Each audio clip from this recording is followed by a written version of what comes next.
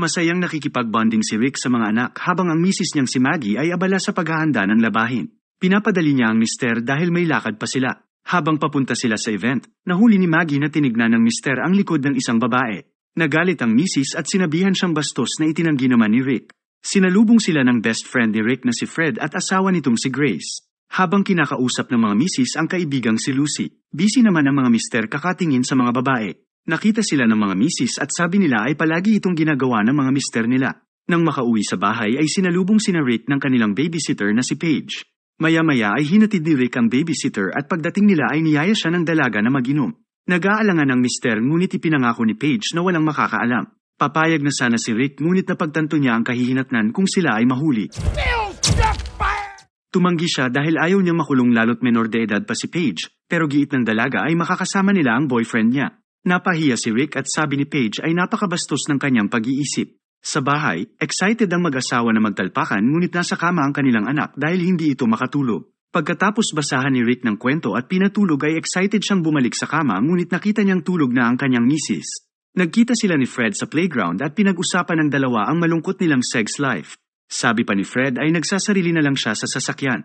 Maya-maya ay pumunta silang dalawa sa isang coffee shop at natulala si Rick sa magandang barista na si Leigh. Nag-e-enjoy sila sa katititig sa babae nang istorbohin sila ni Ed.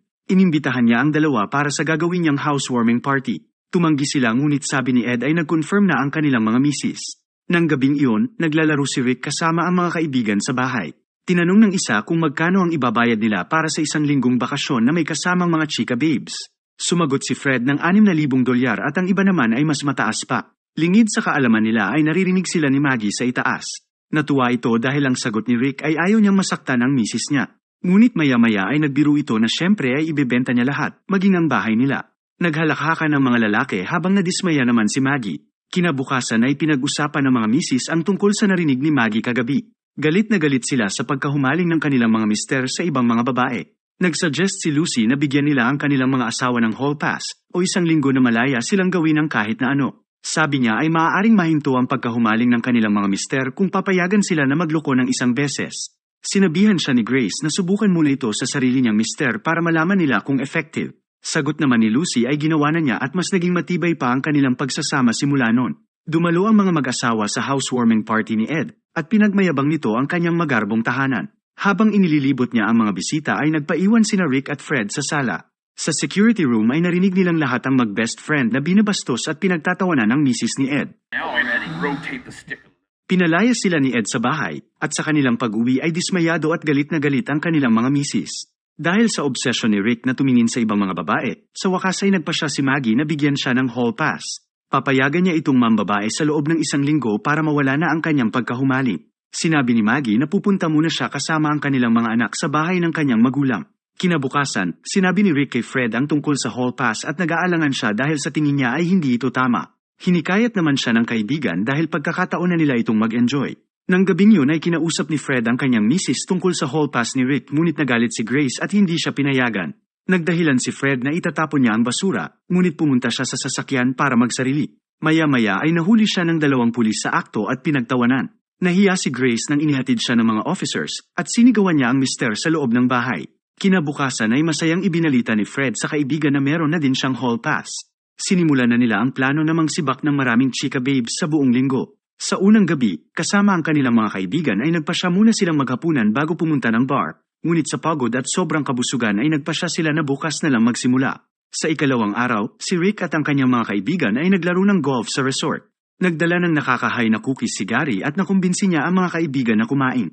Makalipas ang 1 oras ay lutang na ang magbabarkada at maya-maya ay hinabol sila ng marshal dahil nagpupo sa gitna ng golf course ang isa nilang kaibigan. Samantala, ang mga misis ay nanood ng isang baseball game. Pagkatapos ng laro ay nilapitan sila ng gwapong baseball player na si Jerry at mukhang may gusto ito kay Grace. Pinakilala naman si Maggie ng kanyang tatay sa coach ng baseball team na ang pangalan din ay Rick.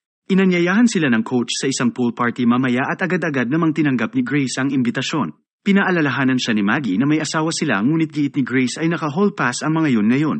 Sigurado siyang nag-e-enjoy ang mga mister nila kaya dapat din silang magsaya. Ikatlong araw na ng hall pass at matapos ang hapunan ay nainip na ang kanilang mga kaibigan kaya nagpasya silang umuwi na lang. Gusto nang sumuko ni Rick at pauwiin na lang ang kanyang misis pero gusto pa rin ituloy ni Fred. Pumunta sila sa isang club ngunit bigo silang makabingwit kaya nagpasya silang uminom para lumakas ang kanilang loob. Masyado naman silang nalasing at napaaway pa nga sila.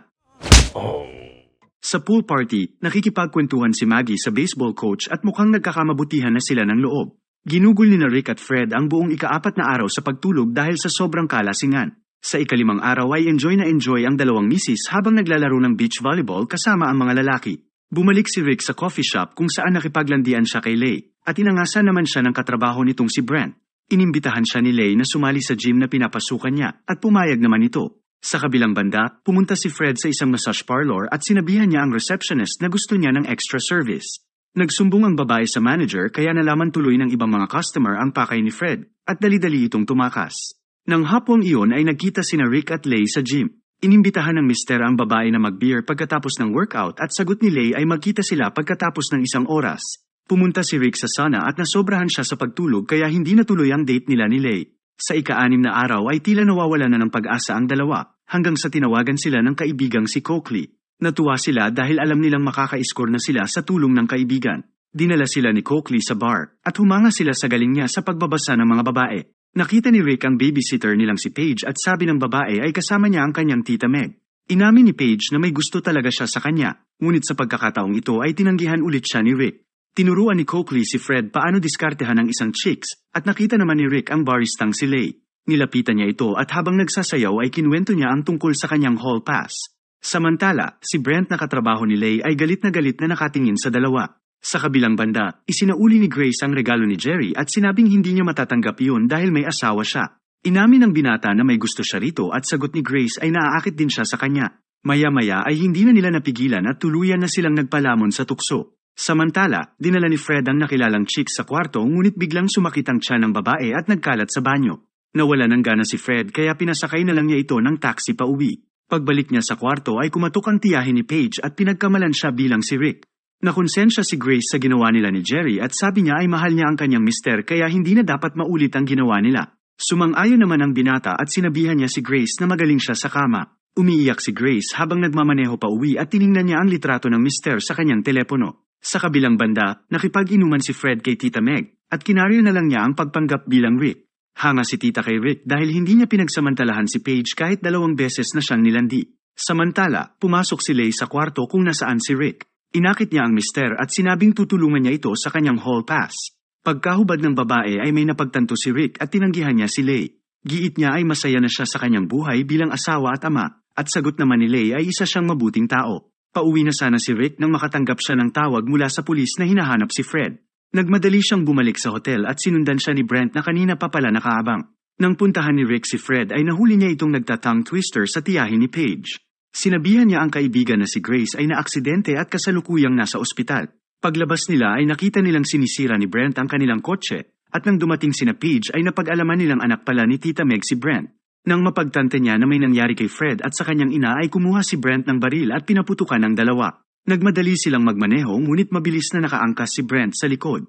Hinabol sila ng mga pulis ngunit sabi ni Fred ay hindi sila dapat huminto. Nang makarating sa ospital ay inaresto sila ng mga pulis at sumigaw si Fred na kailangan niyang malaman ang kalagayan ng kanyang asawa. Sumagot naman ang doktor na konting galos lang ang natamo ng misis niya.